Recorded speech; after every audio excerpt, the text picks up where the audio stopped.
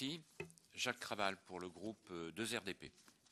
Oui, Monsieur le Président, d'abord pour vous remercier de l'organisation de ces débats avec à chaque fois des intervenants de qualité dont certains nous connaissons sur un sujet qui nous préoccupe. Et c'est vrai qu'on peut être un peu inquiet de voir les retards qui peuvent être engagés, mais c'est un sujet qui est tellement complexe et vaste, on ne peut que regretter qu'il ait été engagé depuis si peu de temps. Ce que je voudrais dire par rapport aux interventions, mon intervention ne se situera pas dans le domaine économique. On peut partager ce que vous avez déjà dit, Monsieur le Président, d'autant plus que vous nous aviez déjà communiqué des chiffres. Se situer uniquement dans le cadre de cette réforme de code minier. Et je voudrais dire que, bien évidemment, reprendre les orientations du gouvernement qui ont été annoncées par le Premier ministre et Delphine Batho ici, et y ajouter l'intervention de Maître Arnaud Gossement qui nous disait le 31 octobre 2012, devant cette même commission, que réformer le code minier, ce ne doit pas être ajouter de nouvelles règles, de nouvelles couches au millefeuille, mais repenser le droit dans l'éclairage de la charte de l'environnement, le réécrire dans son intégralité. Et dans cette intégralité, moi j'y verrais bien évidemment dans le cadre d'un projet global de développement énergétique dans lequel nous sommes engagés. Et donc ce n'est pas seulement permettre et octroyer des nouveaux droits aux exploitants. Ça doit être le cas, mais ce n'est pas seulement ça, parce que sinon je ne vois pas trop l'intérêt.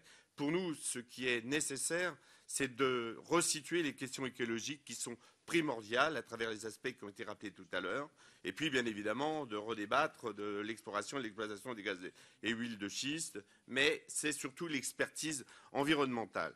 Et donc je suis un petit peu déçu par certaines interventions que vous ayez bien sûr parlé des attentes qui sont les vôtres, mais vous n'ayez pas pris en compte, au-delà de la nécessaire consultation des citoyens associés à tous ces débats, les vraies problématiques auxquelles, pourquoi nous aboutissons là, pourquoi nous arrivons là.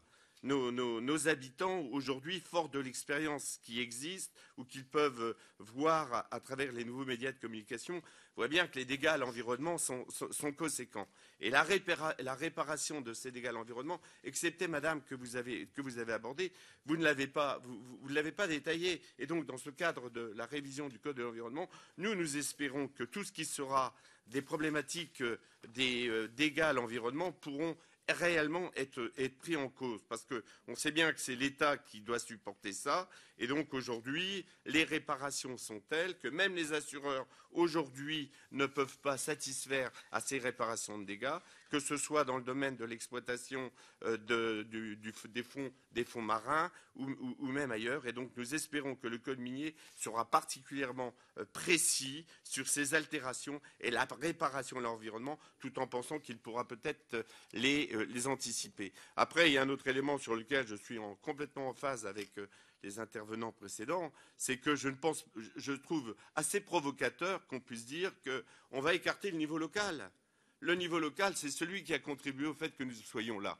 Donc il faut absolument que le niveau local soit associé à la décision, qu'elle ce soit la décision d'autorisation, mais d'exploitation. Sinon, nous allons complètement à l'encontre. Donc c'est ces points de vue de désaccord. En tous les cas, je souhaite que nous puissions continuer d'aller plus loin avant d'avoir les projets à mettre en œuvre au niveau du Parlement. En tous les cas, moi, je suis un peu interpellé par la perception que vous avez eue de présenter la réforme du Code minier sur les problématiques exclusivement économiques, sans mettre en avant la perspective globale et environnementale qui nous engage dans cette révision. Merci.